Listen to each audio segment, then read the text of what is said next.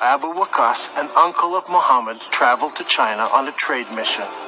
And according to Chinese manuscripts, he built a mosque for the Arabs in Canton in 627 AD, or 6 years after the founding of Islam.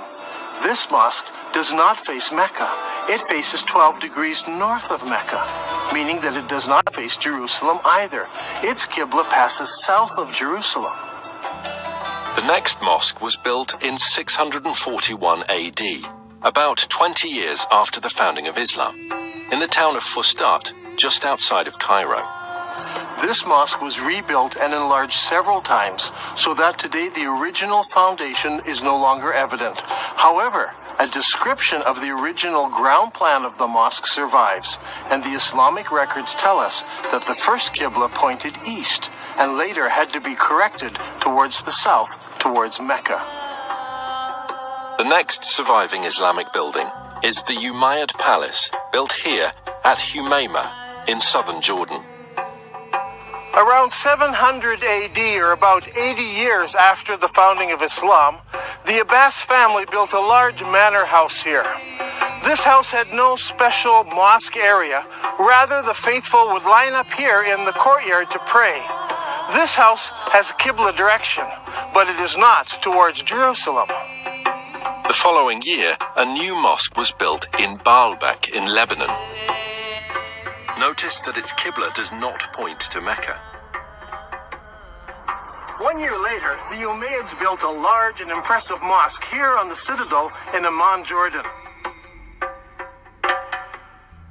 This mosque points south. Mecca is over there. A couple of years after this, in 705 AD, or 84 years after the founding of Islam, Muslims constructed the Great Mosque of Sana'a in the capital city of Yemen. While this mosque points in the general direction of Mecca, it actually points to the west of Jerusalem.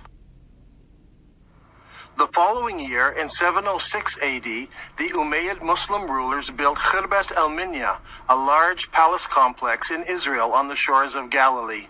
This palace complex had a specific room used as a mosque.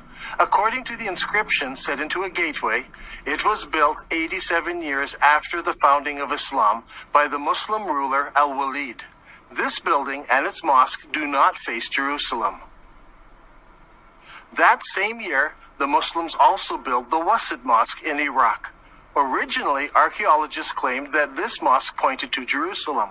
However, further research has shown that this mosque points south of Jerusalem. The next mosque is the Al-Aqsa Mosque in Jerusalem itself. This mosque is not the temple dome, but rather the old mosque to the south of the dome. It also has a Qibla, and it does not point to Mecca. The next mosque we come to was built in 724 AD, 103 years after the founding of Islam. This is the Khirbat al-Mafja Mosque near Jericho in the Jordan Valley. This palace was built near the end of the Umayyad dynasty. By looking at the floor plan, we can see that the palace and its mosque faced south rather than towards Mecca. That same year, a mosque was built at Anjar, about 58 kilometers from Beirut.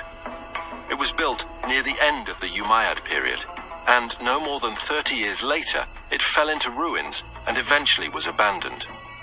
Since it was never rebuilt, we can easily determine the Qibla direction, which does not point towards Mecca or Jerusalem. The result is amazing. During the first 100 years of Islam, 100% of all the surviving mosques we have located so far face a spot in southern Jordan rather than Mecca. From north, south, east and west, mosques all face towards one spot. This isn't some small error in determining the Qibla direction. They all specifically point to just one place. Directly under this point is the ancient city of Petra.